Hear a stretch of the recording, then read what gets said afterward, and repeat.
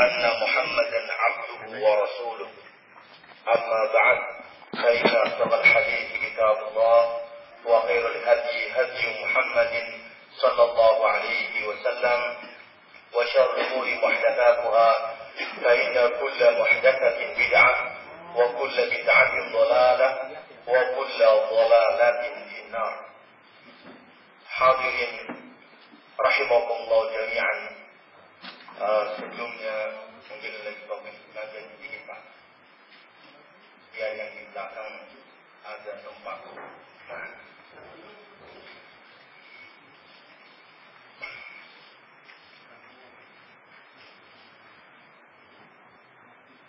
kalau kita ngantri sembako itu pengennya terdepan Bang ya. Nah, ini lebih dari sembako yang akan kita cari.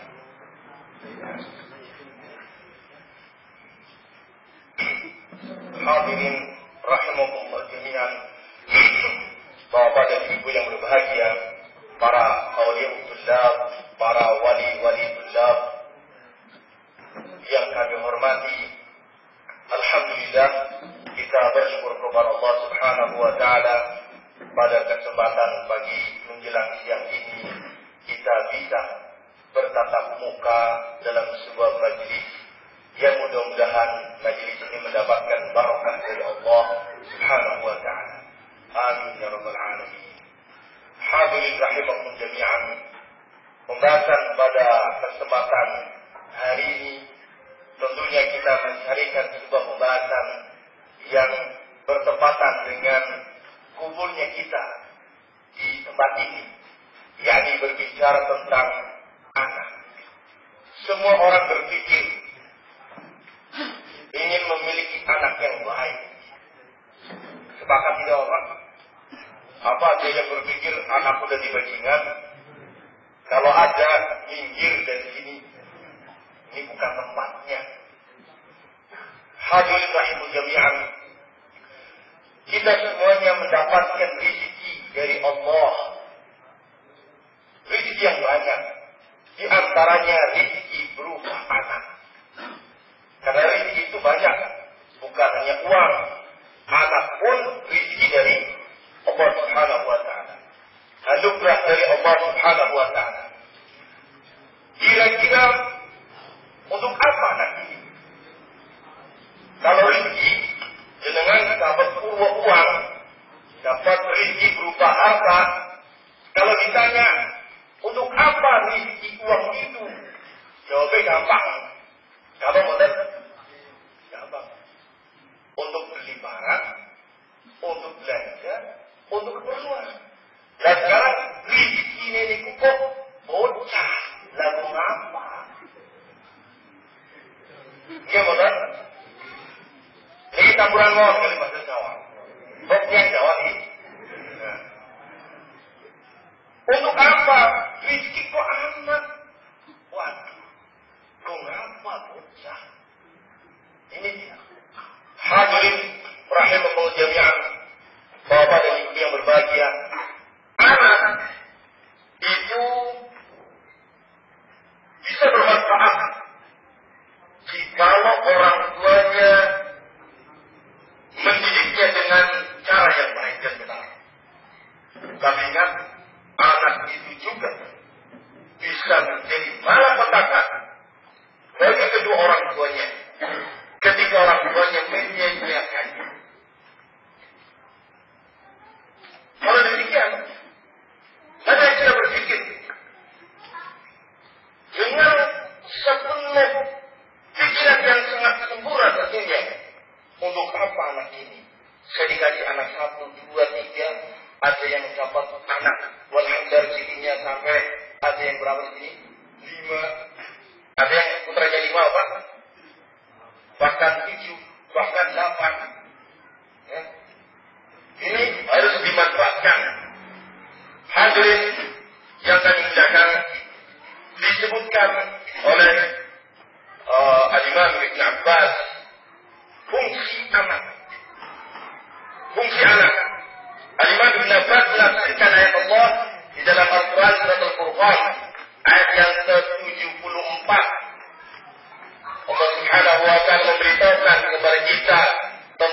hanya orang yang beriman.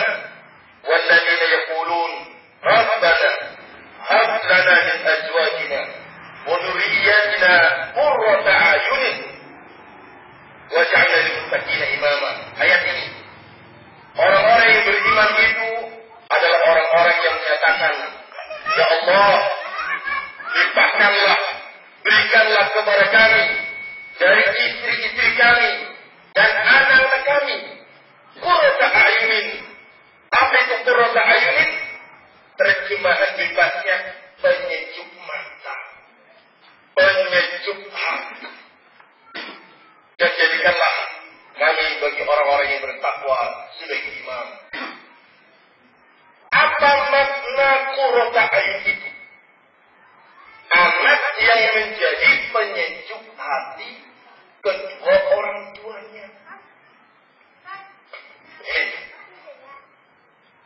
Hadirin menginginkan punya keturunan yang menyegarkan hati kita, menyejukkan pandangan kita. Al-Imam Ibnu Abbas menafsirkan yang dimaksudkan dengan makna qurrata a'yun, anak itu menyejukkan kedua mata orang tuanya, itu bukan hanya sekedar dilihat sehat-sehat, kemudian ganteng-ganteng, cantik-cantik.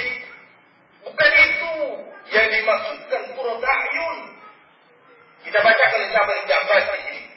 An Ibnu Abbas radhiyallahu anhu qala fi hadhihi al-ayah. Ibnu Abbas, ahli tafsir di kalangan para sahabat, beliau berbicara tentang makna ayat ini. Dia mengatakan, "Amma innahu lam yakun qurrata a'yunin ayyarahu sahihan jamilan, walakin ayyarahu muti'an lillahi 'azza wa jalla." Kata beliau, ketahuilah, sesungguhnya anak-anak itu tidak akan menjadi qurrata a'yun. Mereka itu tidak akan menjadi penyejuk kedua mata orang tuanya. Kalau hanya sekedar dilihat sehat-sehat, ganteng-ganteng, bajunya rapi, lari ke sana, lari ke sini. Itu bukan itu makna qurrata a'yun. Tapi makna qurrata a'yun adalah kedua orang tuanya melihat anaknya selalu mentaati Allah Subhanahu wa ta'ala. Itulah anak yang menyejukkan hati orang tua. Inilah fungsi anak. Dan tugas kita oleh orang tua menjadikan anak kita sebagai anak yang mentaati Allah Subhanahu wa ta'ala, agar anak itu menjadi anak yang bermanfaat bagi kedua orang tuanya, menyejukkan hati orang tuanya di dunia sampai nanti di akhirat. Hadirin jami'an rahimahumullah jami'an. Kita maaf nih karena memang posisi lagi agak batuk, tidak mengapa ya. Inilah fungsi anak. Dalam hadis yang masyhur di telinga kita, yang namanya anak itu tidak ada fungsi kecuali jika anak itu menjadi anak yang saleh. Tidak ada fungsi anak kecuali anak itu menjadi anak yang saleh. Kalau anak itu tidak menjadi saleh, maka orang tuanya akan terbawa-bawa akibat keteledoran orang tuanya. Maka hadirin yang kami muliakan, pada kesempatan pagi hari ini insyaallah kita akan sebutkan di sini apa saja tugas orang tua dalam rangka menjadikan anaknya sebagai qurrata a'yun. Karena yang kita hadapi di sini majelisnya adalah orang tua, maka kita berbicara di depan orang tua. Kalau yang kita hadapi anak-anak, kita didik anak-anak supaya menjadi qurrata a'yun. Dan sekarang kita sudah memiliki anak. Mau tidak mau harus berpikir bagaimana caranya menjadikannya sebagai qurrata a'yun. Hari ini bisa kita lihat dalam pembahasan para ulama yang akan kita ambil di sini adalah sebuah pembahasan tentang amru sibyan wa nahyuhum. Orang tua itu wajib memerintahkan kepada anak-anaknya untuk beramal saleh dan wajib melarang anak-anaknya dari amalan-amalan yang haram. Jadi kewajiban orang tua adalah itu. Sebagai wali wajib mendidiknya, wajib mengarahkannya, jangan sampai menyedor. Nanti akan kita bahas beberapa dalil insyaallah. Apa resiko orang yang teledor dalam mendidik anaknya? Karena kebanyakan manusia di zaman sekarang ini ketika berbicara masalah anak-anak, pembicaranya sekitar tentang apa? Kesehatan badan, makanan, minuman, vitamin. Itu yang dibahas. Bagaimana anak ini dijaga dari panas, dari dingin. Itu yang dibahas oleh kebanyakan manusia.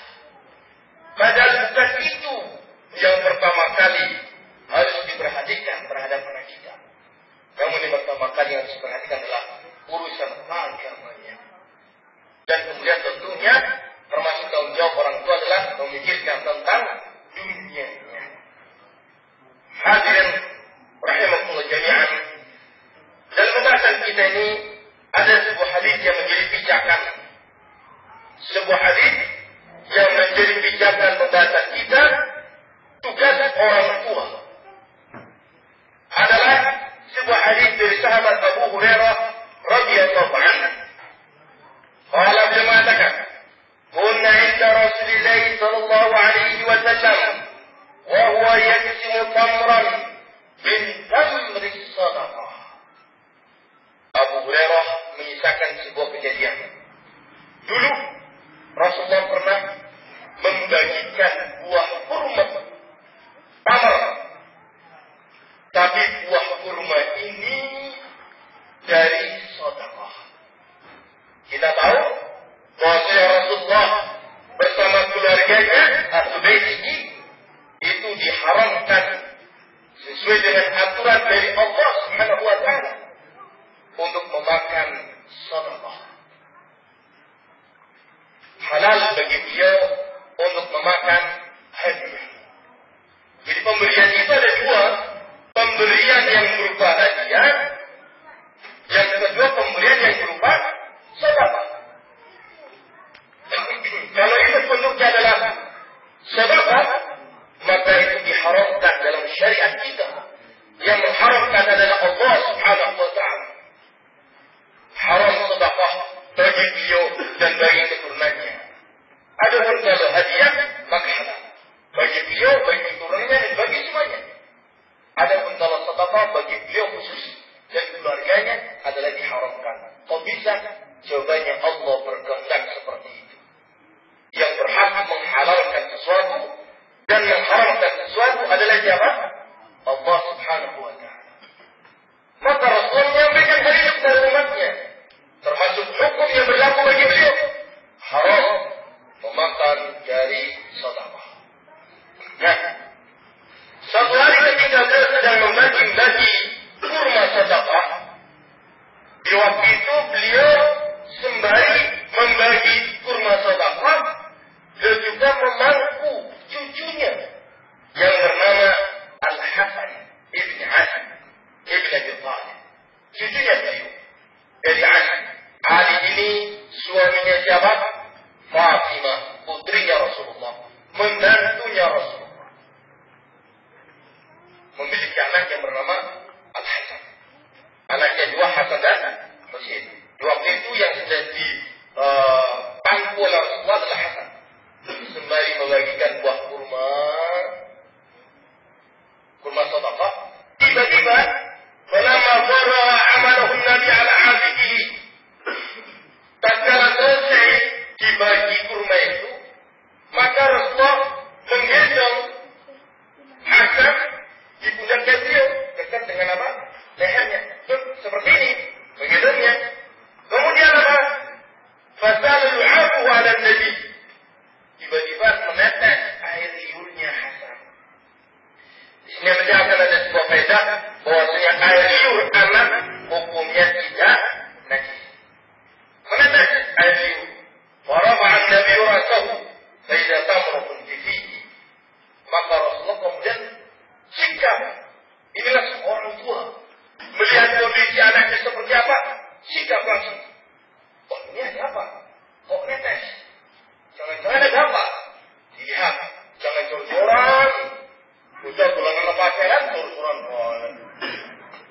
disapa gitu. Jangan.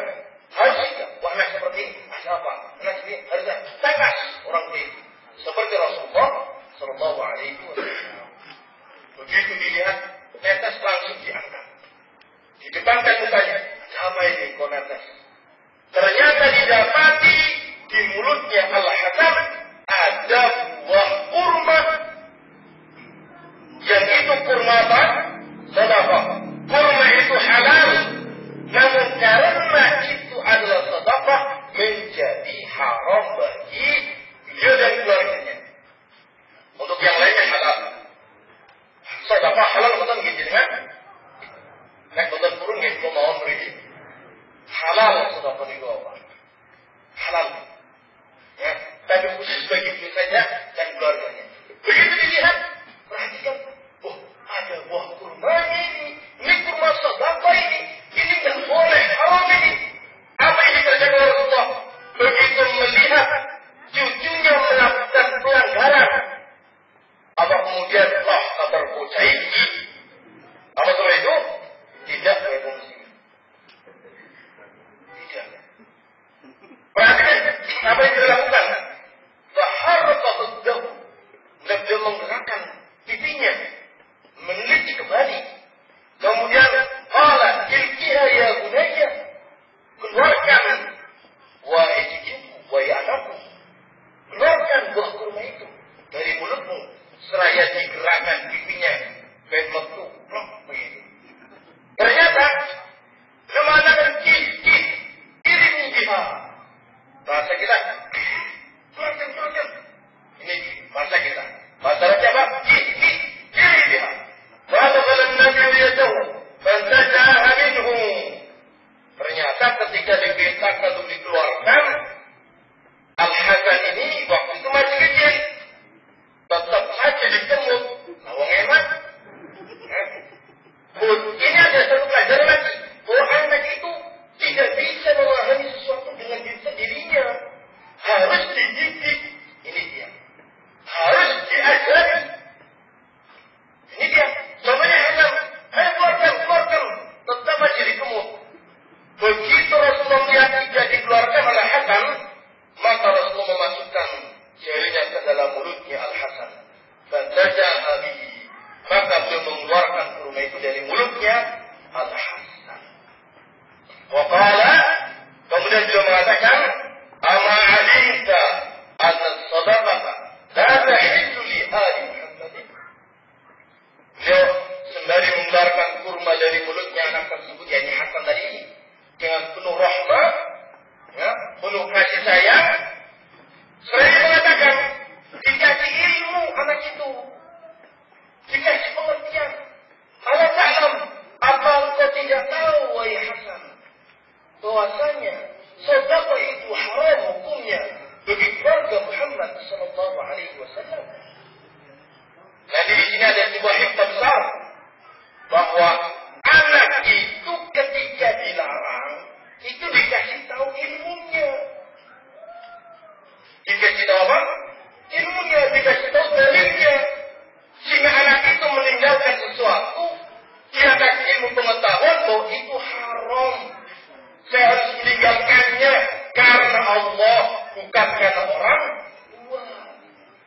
Kalau anak meninggalkan sesuatu karena orang tua, kapan anak orang tuanya lagi kerja ya? Kesempatan untuk melakukan lagi. Tapi kalau dikasih ilmu, nah ini haram. Dalilnya ini. Masya Allah. Ini tidak boleh. Rasul mengharamkannya. Dalilnya ini. Jadi orang tua kudu pintar. Harus hafal apa? Dan jangan dihafal kan? Ini dia. Jadi mendidik anak itu ilmiah. Jangan seperti orang-orang yang maaf mengajarkan taklid, keyakinan kejawen, apa kitab-kitab putih, masuk ke jiwanya tanpa ilmu. Akhirnya apa? Sesuatu yang salah, kesesatan,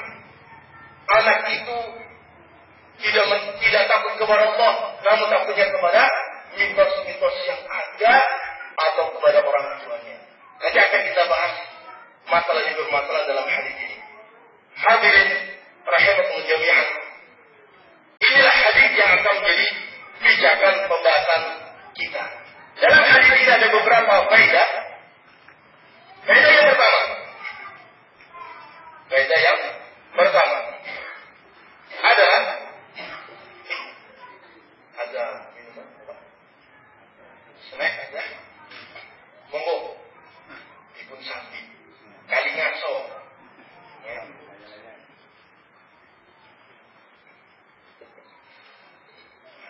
Faedah yang pertama adalah dalatin nusus al-kitab wa sunnah. Dalat nusus al-kitab wa sunnah ala anna waliyas sabi ma'murun bi ayyaki auladahu minan nar. Kata beliau, nas yang sangat banyak dalam Al-Quran dan juga dalam sunnah Rasul menerangkan kewajiban bagi setiap wali untuk menjaga anaknya dari api neraka. Hukumnya apa? Wajib. Karena itu apabila ada orang tua yang menyanyiakan hal ini, maka berarti dia menyanyiakan kewajiban ini. Jadi yang terkena kewajiban menjaga anak dari neraka adalah siapa? Walinya. Siapakah walinya? Orang tuanya. Siapa walinya? Orang tuanya. Disebutkan oleh beliau di sini dalam Al-Quran surat Tahrim ayat yang ke-6, ya ayyuhalladzina amanu qu anfusakum wa ahlikum nara. Wahai orang beriman, jagalah diri kalian dan keluarga kalian. Ini menunjukkan bahwa kewajiban menjaga diri dan menjaga keluarga dari api neraka.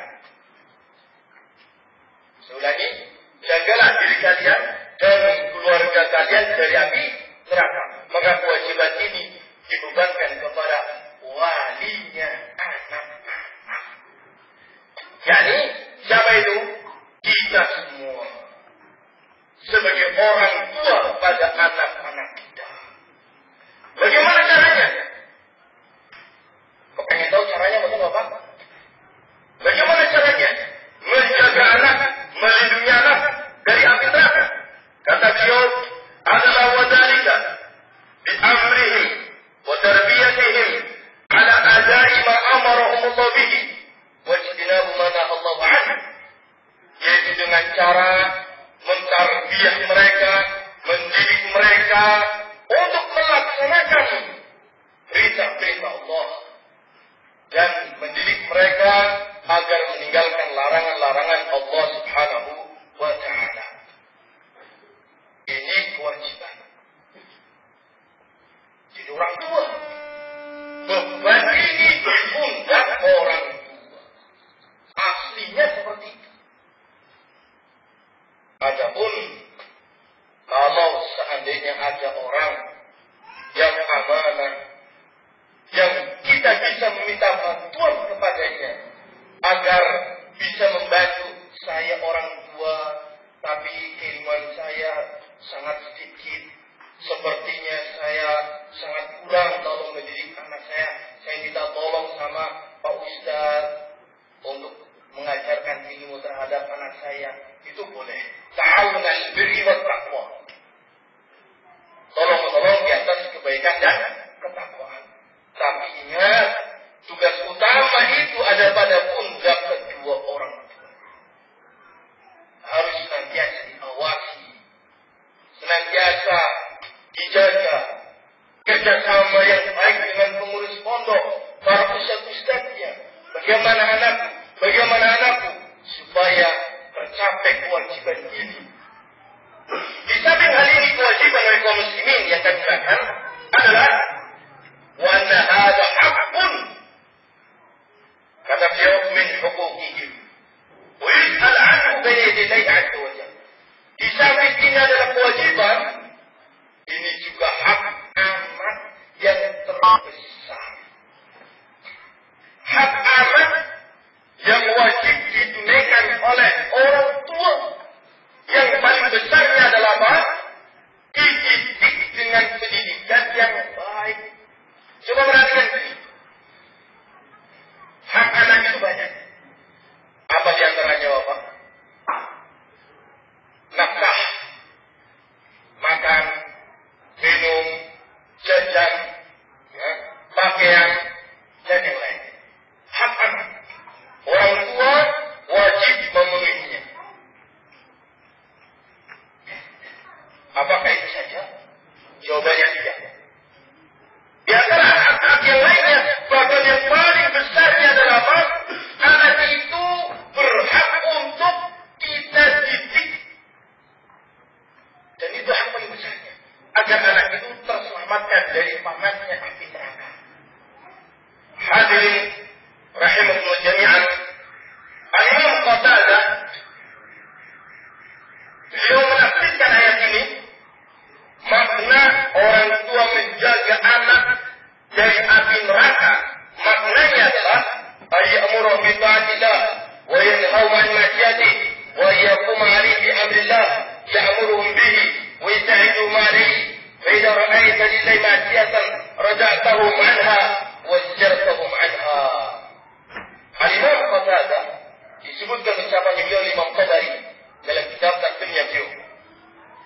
Makna orang tua menjaga anaknya dari neraka adalah mengajarkan, memerintahkan untuk mengerjakan perintah Allah dan mencegah mereka dari melaksanakan larangan. Kemudian menegakkan aturan Allah di rumahnya. Perhatikan. Ini beban bagi para suami. Kemudian istri. Karena apa? Rijal, laki-laki adalah pemimpin nomor 1 dalam rumah tangganya. Bukan ibu. Bisa dipahami apa? Ini laki-laki. Kita, wahai bapak yang belajar, adalah pemimpin di rumah tangga kita. Maka mari kita bisa sekuat mungkin menjaga istri kita dengan cara memerintahkan untuk beramal saleh, melarang dari amal yang haram. Ini dia. Dan menegakkan aturan Allah. Ini boleh, ini nggak boleh, harus seperti ini, nggak boleh seperti itu. Tegakkan itu dalam keluarga kita. Itu usaha kita, wahai para suami, wahai para bapak, untuk melindungi istri kita dan anak kita dari api neraka. Karena itu, marilah kita menjadi pemimpin. Jangan sampai kita ini suami, kita ini laki-laki, kita ini bapak, tapi malah justru maaf takut sama istri. Akhirnya sang bapak malah di bawah ketiak istrinya. Kan ada yang seperti itu apa? Ada. Yang jadi pemimpin di rumah tangga malah istrinya, sang ibu. Ini juga nasihat bagi para ibu. Jangan mendudukkan suami kalian orang nomor 2 di rumah, tapi dudukkan sebagai orang nomor 1. Kadang kan orang yang namanya wanita, ini sedikit kami singgung, ingin menguasai sang suami. Apa yang diinginkan oleh istri, itu yang harus dilakukan. Keinginannya suami, posisi naik di sana, ditekan supaya jangan punya keinginan. Ini. Kayak seperti ini, dibantah, rusak, seperti ini. Janganlah jadi istri yang tukang ngeyel, bawel, rewel, roceng. Karena suaminya akan takut dan kemudian tidak jadi pemimpin. Itu malah petaka. Karena itu menyalahi aturan Allah Subhanahu wa Ta'ala. Hadirin, kita akan bacakan di sini hadis Ibnu Umar radhiyallahu anhu, anna Nabiy sallallahu alaihi wasallam qala, la yasna'i Allahu 'azza wa jalla 'abdan ra'iyatan qallat aw kathra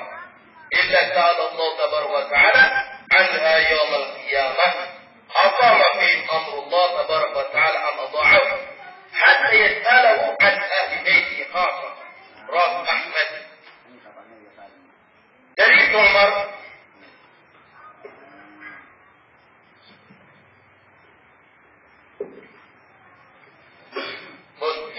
memiliki Umar.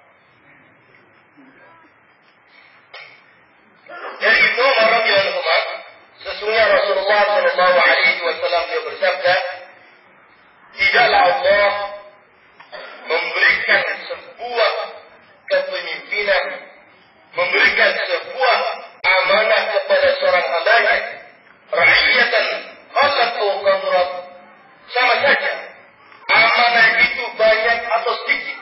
Jika Allah telah memberikan beban kepadanya sebuah amanah itu, sebuah kepemimpinan itu, baik banyak atau sedikitnya yang dia pimpin, kemudian illa Allah tabaraka wa ta'ala yaumil qiyamati anha, kecuali Allah pasti akan menanyainya, akan meminta pertanggungjawabannya terhadap kepemimpinannya nanti di yaumil qiyamah. Kalau kita terapkan hadis ini pada keluarga kita, sama saja anak kita sedikit atau banyak, kita sebagai pemimpin dan akan ditanya nanti Allah di yaumil qiyamah tentang kepemimpinan kita. Apakah bimamrullah tabaraka wa ta'ala am adha'ahu? Pertanyaannya adalah, apakah kamu wahai pemimpin melaksanakan ajaran Allah dalam keluarga kalian, atau kalian meninggalkan dan menyanyiakan ajaran Allah dalam mengatur keluarga kalian? Ini pertanyaannya. Ini berkaitan dengan pemimpin secara umum. Maka kalau hadis ini kita terapkan pada seorang yang memiliki lembaga dan dia adalah pemimpin, maka dia akan ditanya juga tentang siapa yang dipimpin dan bagaimana cara memimpin. Apakah dia menegakkan ajaran Allah atau dia menyiarkan ajaran Allah? Lebih lagi kata Rasul, hatta yas'alahu an ahli baiti khassah, sampai kemudian orang kita akan ditanya tentang penduduk keluarganya, istri dan anaknya. Khassah, secara khusus pertanyaan itu akan ditanyakan kepada dia. Sehingga kalau dia momennya seorang pejabat, momennya ya, presiden atau gubernur atau bupati, ditanya dulu tentang itu secara umum rakyatnya, maka mengerikan. Di samping dia sebagai presiden, dia juga sebagai pemimpin yang lainnya, ditanya juga tentang itu, ditanya juga terus sampai khusus tentang keluarganya ditanya oleh Allah Subhanahu wa ta'ala. Ini dia. Maka hendaknya kita memperhatikan hal ini. Hadirin, kita masuk ke yang kedua sekarang, karena waktunya singkat, ini ada 14 kaidah. Kita masuk yang kedua, singkat saja. Sahabat al-wa'id syadid 'ala Nabi fi man dayya'a man ya'ul. Terdapat hadis yang sahih, ancaman yang sangat keras terhadap orang tua yang menyanyiakan anaknya. Maka marilah kita jadikan ini sebagai hal yang memacu kita memperhatikan anak. Jangan sampai kita menyanyiakannya. Rasulullah menyatakan dalam hadis yang sahih dari Abdullah bin Amr radhiyallahu anhu, qala Rasulullah sallallahu alaihi wasallam, kafa bil mar'i ithman ay yudayya man yaqut. Cukup seorang itu dikatakan berbuat dengan perbuatan dosa besar. Cukup seorang itu dikatakan pelaku dosa besar ketika dia menyanyiakan orang yang menjadi amanahnya. Dalam hal ini adalah anak. Orang itu adalah orang yang melakukan dosa besar. Disebutkan dalam hadis Ma'qil bin Yasar, aku mendengar Rasulullah beliau bersabda, "Ma min 'abdin yasri lahu ra'iyatan yamutu yawma yamutu ghasil li ra'iyatihi illa harrama 'alaihi jannah." Tidaklah seorang hamba diberi kepemimpinan, ternyata nanti di yaumul qiyamah, jadi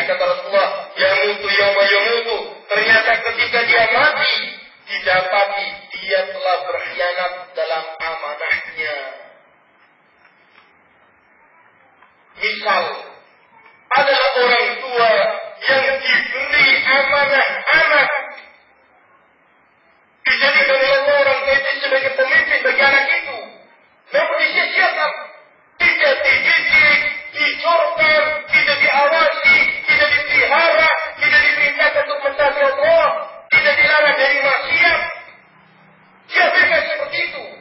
Maka ancamannya Allah tidak memasukkan orang itu ke dalam al-jannah. Ancaman ini dibaca seperti api terserang agar kita semuanya jerah. Jangan sekali-kali kita menyanyiakan anak kita. Nah, kalau demikian berarti resiko yang punya anak ya. Dia bisa sama anak baik. Apa kayak gitu Pak? Ya tidak, yang punya sudah punya anak. Harus waspada. Anak itu ibarat senjata yang memiliki dua mata. Bisa baik untuk kita, namun juga bisa berbahaya bagi kita. Kan? Masih banyak yang lainnya kaum muslimin, namun kita tidak membacanya. Al-Imam Sufyan Ats-Tsauri beliau pernah mengatakan dalam salah satu ucapannya, ini nasihat dari Imam Sufyan Ats-Tsauri, yuqmalu bir-rajul ila an-nar yaum al-qiyamah. Ada seorang bapak nanti di yaum al-qiyamah diseret, dilemparkan ke dalam neraka. Kemudian beliau, apa sebabnya sang bapak ini dilemparkan ke dalam neraka? Orang itu bertanya, ya Allah, kenapa? Ada apa ini? Kok saya diseret ke neraka? Ada apa? Ada apa? Bukankah saya memiliki kebaikan? Saya beribadah ini, beribadah itu. Kata si Ats-Tsauri, dikatakan kepada dia oleh malaikat, Hadi, kata beliau, menyatakan, Hadi iyaluhu, akhadu hasanati. Lihat olehnya, anak-anakmu telah memakan kebaikan-kebaikan. Akibat keteledoran, anak menjadi rusak, tidak tahu akidah yang benar, tidak ibadah, bahkan dosa. Akibat keteledoranmu, sekarang mereka menuntut darimu. Kebaikanmu itu kemarin banyak, sekarang sudah termakan oleh dosa-dosa. Akhirnya sang bapak itu dilemparkan ke dalam tanah. Faedah yang ketiga ada jalan hadis ala al-inkar ala al-sibyan al-sighar idza irtakabu ma yukhalifu al-syar' wa zajaruhum 'an dhalik hatta la ya'tibu al-haram wa la yanshifu 'alayhi wa min warda min al-hadith fi hadha al-bab. Seterusnya kata beliau, hadis ini menunjukkan bahwa anak yang masih kecil apabila melakukan hal yang dilarang dalam syariat, maka kewajiban orang tua adalah mencegahnya. Jangan dibiarkan. Jangan punya pola pikir, lantas si bocah kan urung ngerti. Jangan dibiarkan. Cegah itu. Kenapa demikian? Hatta la ya'ibul haram. Agar jangan anak itu terbiasa melakukan hal yang haram.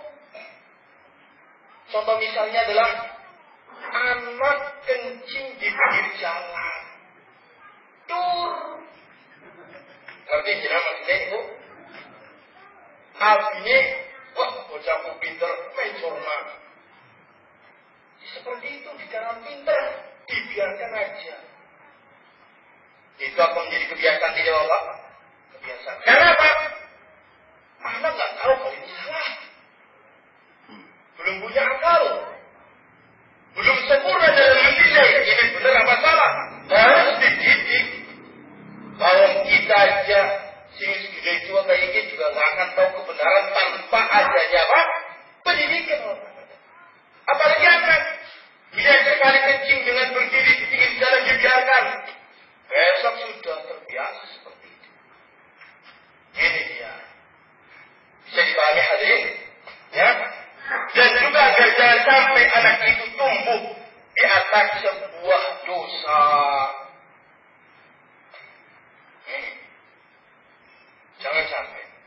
anak dibiarkan mendengarkan musik akan tumbuh menjadi besar hafalannya hafalan musik. Kayak kita dulu. Ya tidak apa? Ngaku balah. Ngaji betul ini kok. Kita hafal dulu. Sampai hari ini hafal. Bintang kecil. Masih ingat apa? Masih ingat. Itu adalah dulu hasil didikan. Kalau kita tidak mendapatkan hidayah, sunnah, tidak tahu tentang dakwah, misalnya kita penghafal lagu, tidak pernah menghafal Al-Quran. Na'udzubillah. Itu yang akan terjadi. Ya, walaupun sekarang juga masih mungkin ayat yang masuk yang kita hafal, jangan kita juz Allah atau kita surat, tapi kita masih hafal berapa lagu di sini. Sisa dulu. Dan apalagi kalau tidak pernah taklim, Al-Quran nggak pernah megang, yang disetel musik tokoh. Na'udzubillah. Di antara jadi yang memerintahkan untuk orang tua memerintahkan kebaikan bagi anaknya walaupun masih kecil dan melarangnya dari perbuatan yang haram walaupun masih kecil adalah di antaranya bab yang telah lewat dalam kitab ini. Bab yang telah lewat. Kapan lewatnya? Di majlis taklim lain dan telah lewat. Lalu di sini telah lewat saja lah ya. Di antaranya adalah Dorfus Sabi. Idza taraka salat, idza bala 10. Orang tua diperintahkan untuk memukul anaknya ketika sudah umur 10 tahun dan dia masih meninggalkan sholat. Muru awladakum lis-salati sab'i sinin. Perintahkan anak kalian untuk sholat ketika menginjak umur 7 tahun. Perintahkan. Orang itu terus perintah. Jangan bosan. Pendidikan sholat umur 7, 8, 9, menginjak 10 itu sudah. Wadribuhun bi'ashr sinin, wahum ibn 10 sinin. Dan pukullah anak itu jika meninggalkan sholat ketika sudah berumur berapa? 10 tahun. Ini berarti apa? Syariat memberitahukan kepada kita jangan pernah membiarkan anak jatuh pada dosa. Nah, berarti orang tuanya nggak punya rahmah ya. Nanti akan kita bahas. Rasul adalah manusia yang paling rahmah. Paling kasih sayang. Tidak ada yang melebihi beliau. Namun beliau melakukan hal yang telah kita baca terhadap Al-Hasan. Diperintahkan dikeluarkan buah kurmanya, nggak keluar, dimasukkan ke beliau. Bahasa kita Pak, dikorek, dilokok, coklat. Mungkin itu kasar, tapi itu rahmat. Daripada anak itu melakukan hal yang haram. Ini dia. Jadi jangan segala sesuatu itu ditelah ukurkan dengan perasaan. Lah bocah melas temen. Jangan. Melas itu ketika dia jatuh pada dosa. Kasihan. Bisa dipahami tadi? Ya. Kita masuk kepada kaidah yang lainnya atau contoh yang lainnya dulu. Adalah seperti Rasulullah melarang anak-anak kita itu dalam hal cukuran, pakaian, menyerupai kaum kufar. Ini juga pembahasan kata beliau kama fil hadithi fatmadha, seperti dalam pembahasan yang telah lewat. Ini pembahasan telah lewat. Larangan cukur yang menyerupai kaum kufar atau berpakaian yang menyerupai kaum kufar. Ini telah lewat. Kapan ibu? Telah lewat. Dalam halaman sebelum ini maksudnya. Ini kan penghujung pembahasan kita gini kaum muslimin. Kita masuk pada kaidah yang keempat. Dalam nususul kitab sunnah. Ala anna as-sabi kama yunha 'an irtikab al-munkarat. Dan yu'mar kadzalika bil ta'at wal ma'ruf. Anak-anak di samping dilarang dari melakukan hal yang haram, juga harus diperintahkan melakukan kebaikan. Diperintahkan melakukan amal saleh.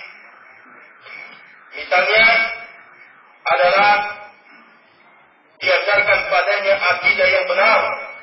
Walaupun masih anak-anak, umur 7 tahun, 8 tahun, 9 tahun, sudah diajarkan pada mereka tentang akidah yang benar.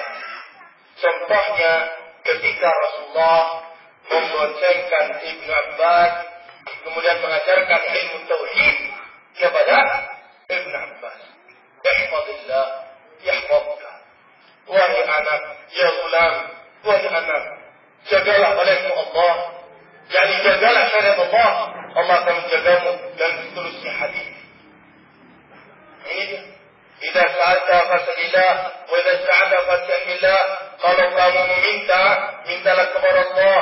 Jika kamu memohon pertolongan, mohonlah kepada Allah. Ini diajarkan dari semenjak anak-anak. Umpamanya dia bertanya, anak-anak belum nalar, apa diajari? Ada manfaatnya? Jawabannya pasti ada manfaatnya. Anak itu adalah ibarat kertas putih, belum tergores apapun. Ketika kita menyebutkan kata Allah, dia akan mengatakan Allah. Namun kalau kita katakan selain Allah, dia pun akan mengatakan selain Allah Subhanahu wa Ta'ala. Itu umpamanya na'udzubillah dzalik, anak diajari animisme, dinamisme, tentang jin dan yang lainnya dari sejak kecil. Itu terpatri. Walaupun dia belum tahu jin kayak apa sih, ini kayak apa sih, tapi sudah masuk dalam hatinya. Jadi kami hadirin, ya.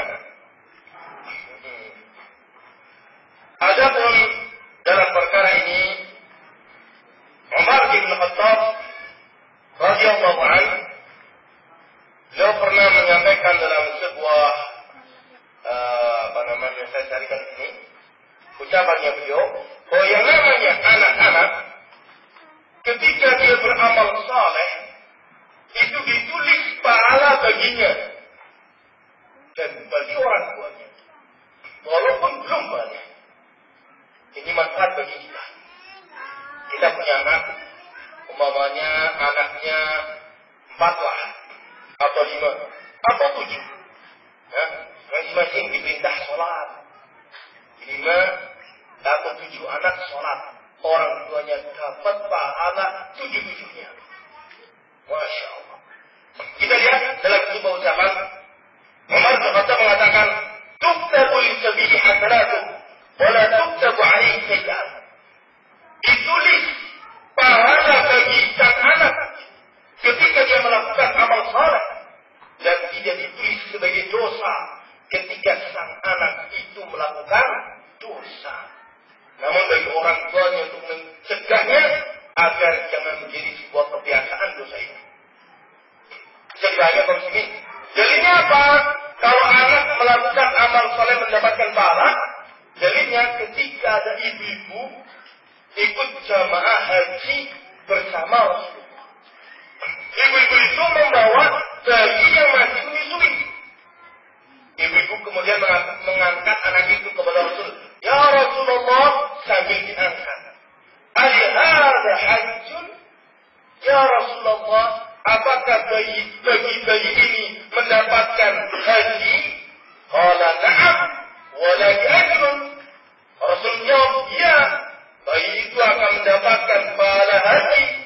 Dan bagimu, wahai ibu, mendapatkan pahala juga semisalnya. Jadi kalau kita punya anak soleh-soleh, beribadah, orang tuanya mendapatkan sama persis seperti amalan anak-anaknya. Senang tidak Bapak? Senang. Dengan di rumah lagi tiduran santai sama istri di pondok, anaknya hafal Quran, sholat lima waktu, sholat sunnah, orang tuanya dapat juga pahalanya, kaum muslimin. Senang tidak? Senang. Karena itu marilah kita apa berani bikin anak sebanyak-banyaknya. Begitu? Apa? Tapi ingat, punya anak jangan disia-siakan. Ya? Yang berikutnya adalah, Masya Allah, banyak sekali kaum muslimin. Contoh para salafus saleh dalam menerapkan ajaran Rasul di atas, memerintahkan kepada anak yang beramal saleh dan mencegah dari amalan yang haram. Suatu hari saya baca di antaranya saja, ada seorang inna mawlata lahum dhahabat ibnati Zubair ila Umar ibn Khattab radhiyallahu anhu wa fi rijliha ajran. Suatu hari ada seseorang membawa putrinya ke depan Umar ibn Khattab. Di kaki putri ini, putri itu kan wanita masih kecil ya. Putri ini, anak ini, di kakinya terdapat cincin, bukan cincin, terdapat apa? Gelang, namun ada suara cing-cing-cingnya. Ajros bahasa Arabnya. Apa itu namanya? Gendingan. Ya, gendingan. Gending gitu ya. Kalau jalan, cing-cing-cing seperti itu. Maka Umar bin Khattab memotong cincin itu, gelang tadi. Dipotong, dibuang oleh Umar bin Khattab. Umar bin Khattab mengatakan, sami'tu Rasulullah yaqul, innama kulli jaratin syaitan. Sesungguhnya pada setiap bunyi cing-cing tadi itu terdapat padanya syaitan. Maka di sini contoh bahwasanya sahabat betul-betul memperhatikan tentang perkara syariat ditegakkan sampai terhadap anak-anak. Bisa dipahami hadirin?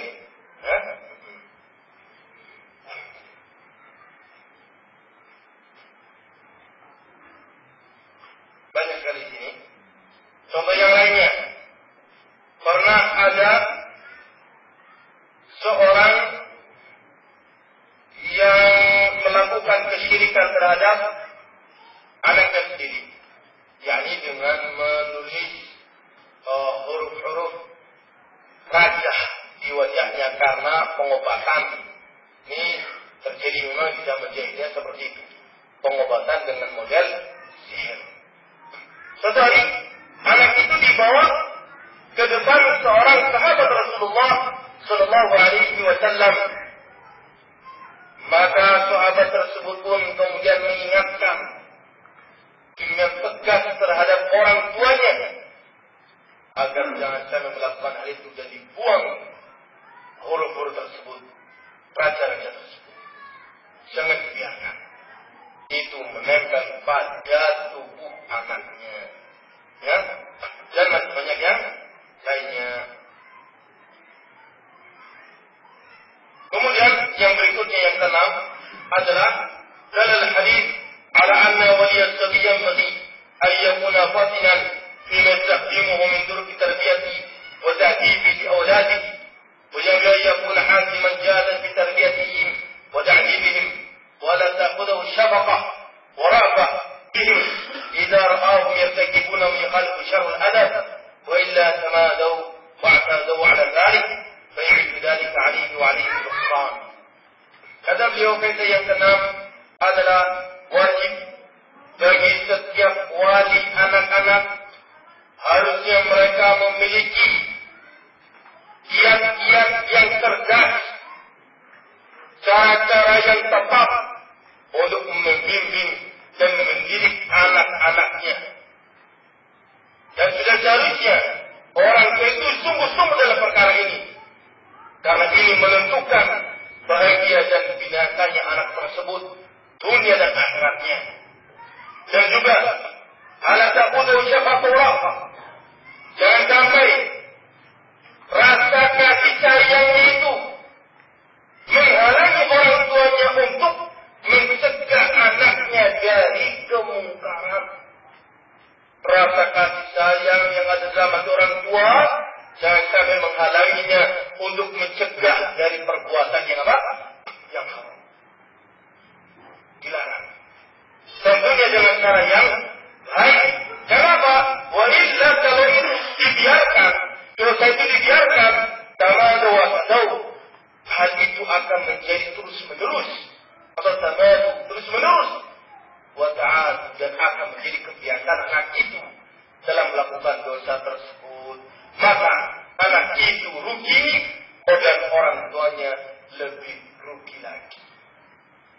Karena tidak ada fungsi anak kecuali jika dia saleh. Bisa dibagi hadirin. Ya. Kemudian disebutkan di sini beliau ucapan para ulama seperti Imam Ibnu Qayyim. Ya.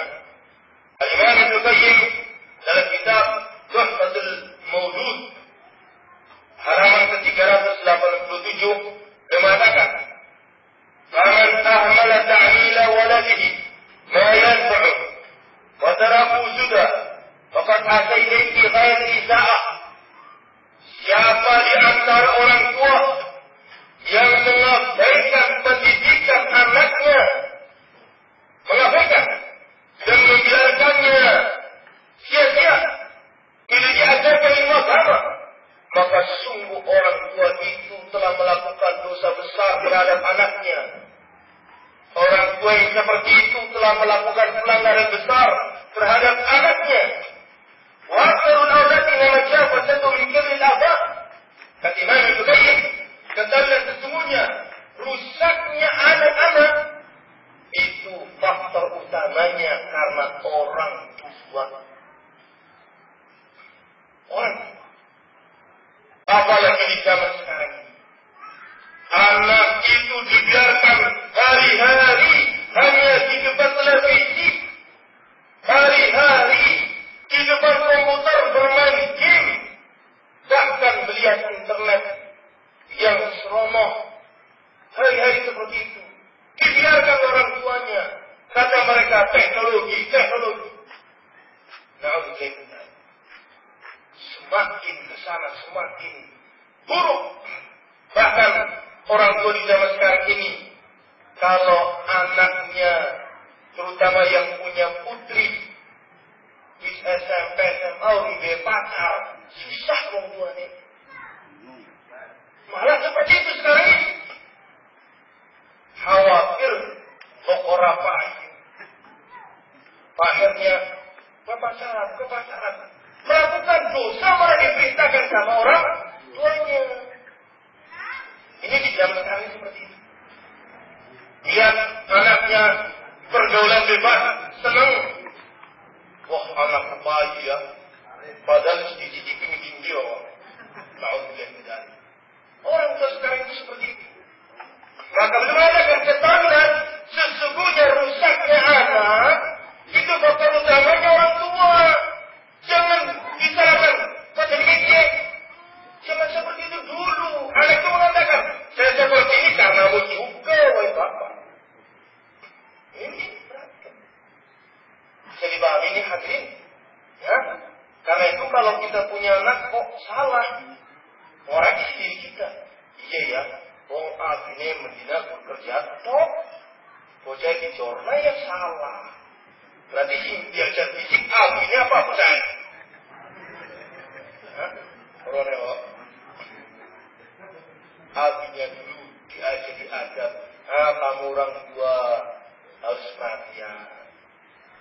Jangan biarkan itu anaknya. Orang tuanya dulu.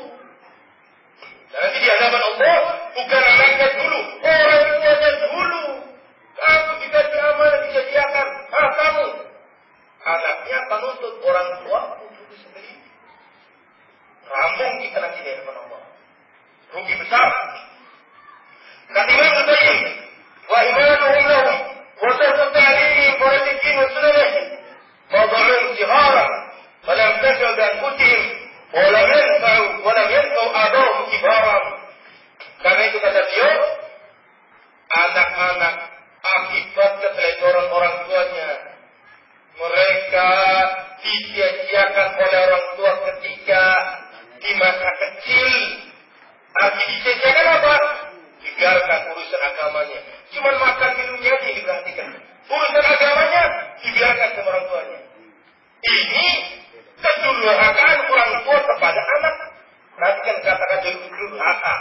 Itu bukan anak kepada orang tua saja, tapi orang tua durhaka juga sama anaknya karena tidak diajari ilmu agama.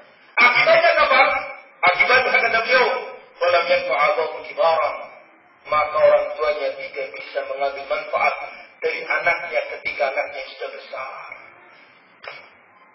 Maksud, kita sekarang punya anak masih kecil-kecil, dijajakan sama kita ngomongnya. Tidak diajari bil walidain, tidak diajari akidah benar, tidak diajari adab yang benar. Dan selesaikan anak kita.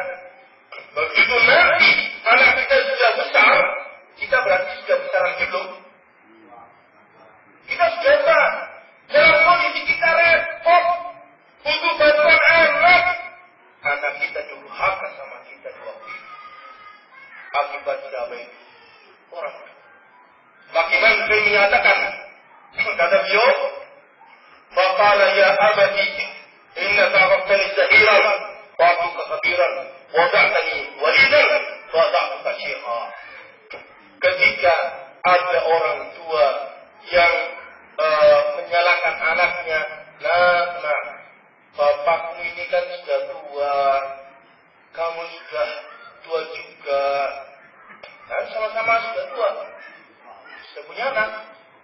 Kenapa kamu malah durhaka sama orang tuamu yang sudah tua ini? Anaknya menjawab, wahai bapakku, aku kali sabira, fa'akuha sabira, wahai bapakku, dulu semasa kecil kau menyanyiakanku, maka aku sekarang pun menyanyiakanmu. Dulu kamu durhaka kepadaku dengan tidak mengajari ilmu agama, aku sekarang pun durhaka kepadamu. Kata-kata ini memang tidak terucap oleh para anak, tidak terucap, namun prakteknya seperti Pak lebih sadis. Ini anak-anak yang tidak pernah dididik agama, besarnya punya pola pikir, lawang tua repot-repot teman, lobok napa di jopo belak. Ada yang gitu tidak apa? Hadis. Bis dua sorangan gunane suntik mati baik. Anak yang kurang ajar, akibat siapa kok kurang ajar? Ingat, siapa yang menanam, dia akan menuai. Dan kamu dulu menanamnya buruk sama anakmu, tidak diajari adab, tidak diajari sopan santun. Sekarang kamu pula yang mendapatinya. Hadirin rahimakumullah jami'an. Masya Allah, ini masih banyak yang lainnya, namun karena waktunya sudah habis, kami cukupkan ini saja. Ya, cuma hanya 1 jam saja, Pak. Nah, kesulitan kau malah ngantuk, mau ini belum pada ngantuk. Mudah-mudahan apa yang kami sampaikan ada manfaatnya bagi kita semuanya. Yang kesimpulannya adalah kita ini sudah terlanjur jadi bapak. Bapak kemarin dari Bujang Maret, sudah punya anak. Maka marilah kita cermat, hati-hati, serius dalam mendidik anak. Adapun, perhatikan apa? Adapun pihak pondok adalah saudara-saudara kita yang kita mintai bantuan agar bisa ikut serta mendidik anak kita. Sikapnya kita minta bantuan sama mereka. Bisa dipahami kalau ingin?